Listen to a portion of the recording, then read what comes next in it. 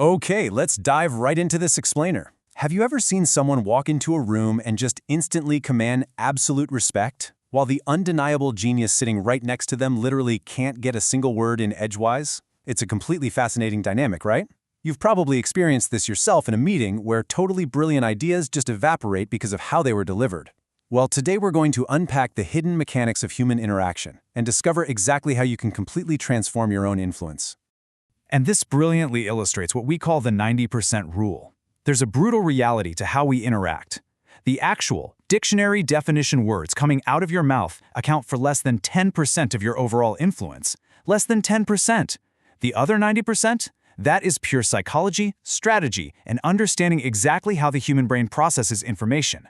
I mean, think about a time someone told you, "I'm fine," but their crossed arms and clipped tone were screaming the exact opposite. The delivery completely overrides the vocabulary. It's a deep psychological game. So, this brings us to a highly frustrating question. Why is it that someone who isn't necessarily the smartest person in the room is constantly the one getting the promotion or closing the big deal, while incredibly smart, hardworking people are just totally overlooked? It's heartbreaking to see, honestly. But here's the incredibly encouraging part. The difference isn't innate intelligence or some lucky genetic trait. It's communication mastery. And the best part is, it's not some magical talent. It is a completely learnable system. We're going to solve this by breaking down this learnable system into 5 key areas: the 90% rule, fatal communication mistakes, the power of silence, the persuasion system, and finally, mastering conflict. Let's move to our first section, the 90% rule. 3 seconds. Literally less than 3 seconds. That is all it takes for the human brain to make a permanent snap judgment about your competence, your status, and your overall trustworthiness. When I first read about this evolutionary quirk, it completely blew my mind. Our brains are literally hardwired to scan the environment and categorize people as either threats or allies almost instantly. So people are evaluating your posture, your tone of voice, and your baseline energy level way before you even have the chance to introduce yourself. So the crucial point here is that these unconscious evaluations, which are known as thin-slice judgments, completely define your authority before you finish your very first sentence. For example, if your posture is totally collapsed, or if you use uptalk, when you make a statement sound like a question at the end, your brain instantly categorizes you as low status. To project true authority, you've got to work with this ancient survival mechanism.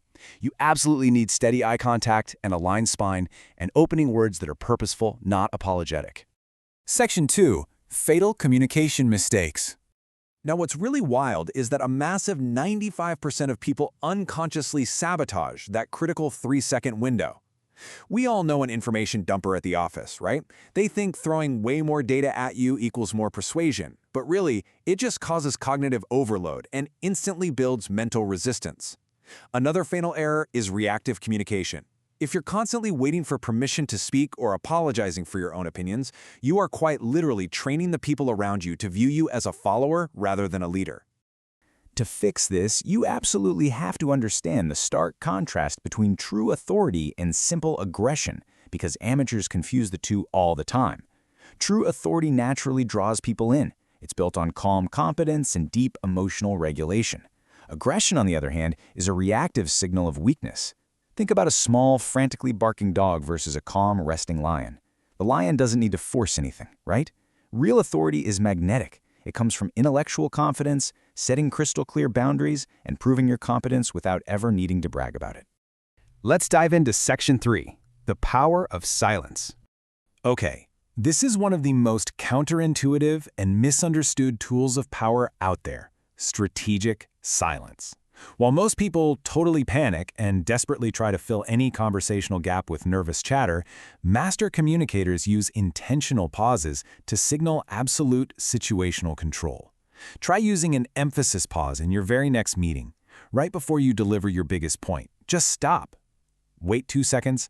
That sudden silence commands the room's attention and shows everybody you are perfectly comfortable in your own presence.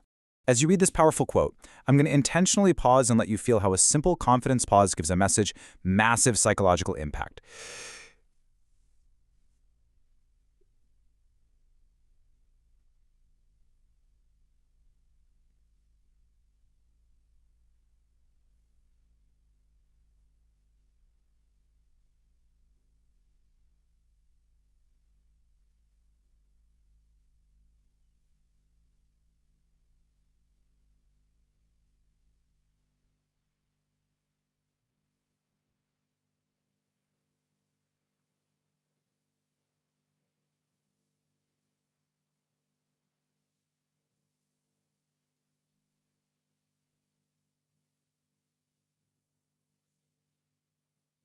Did you feel that? That slight tension forces engagement. When you stop talking, the other person feels an intense psychological compulsion to fill that gap. And in doing so, they'll often reveal incredibly valuable information you never would have gotten otherwise. Section 4. The Persuasion System. Now we're getting into an actionable operating system for changing minds. But first, we have to look at the dividing line, the massive difference between genuine influence and manipulation. True ethical persuasion engages emotions to genuinely help someone make a choice that benefits them. Manipulation relies on deception for a selfish, short-term win. It's like convincing a colleague to use a new software because it genuinely saves them 5 hours a week, versus hiding the software's glaring flaws just to hit a deployment quota. You never want to coerce, you want to guide them so they discover the conclusion themselves. That's how you build long-term trust. Because neuroscience absolutely proves that our brains process emotions first and logic second, you have to follow this exact sequence to persuade effectively. Think of it like a narrative journey. Say you're trying to win over a super skeptical client. First, you've got to uncover what actually keeps them up at night, then establish genuine rapport. After that, you shift into strategic storytelling because facts tell, but stories actually sell. Next, proactively address their resistance before they even raise the objection. And finally, frame a legitimate urgency so they don't just endlessly delay taking action. Finally, Section 5, Mastering Conflict. Let's look at the crucible. How do you apply these skills when the stakes are incredibly high and everything is falling apart? That's where you rely on social calibration. This is almost like a superpower. It's the ability to read a highly stressed room and dynamically adjust your energy. Think about a time you saw a leader completely lose their temper during a crisis. You lost respect for them instantly, didn't you? Calibration means knowing exactly when to be analytical, when to be fiercely decisive, and doing it all while keeping your own emotional state completely locked down so you don't leak panic to the room.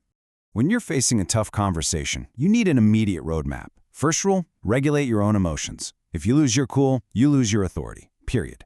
Next, you have to maintain absolute information transparency. Human nature hates an information vacuum. If you don't give them the facts, rumors are going to fill that void instantly. Then, tailor your message to what specific stakeholders actually need to hear, and act decisively. Visible indecision during a conflict destroys trust way faster than making a well-intentioned, proactive mistake. So the crucial point, the absolute secret to navigating any conflict, is to step completely away from an adversarial battle of interpretations. Amateurs get entirely bogged down in endless emotional venting and figuring out who to blame. Master communicators acknowledge the problem, validate the frustration, and ruthlessly pivot the energy.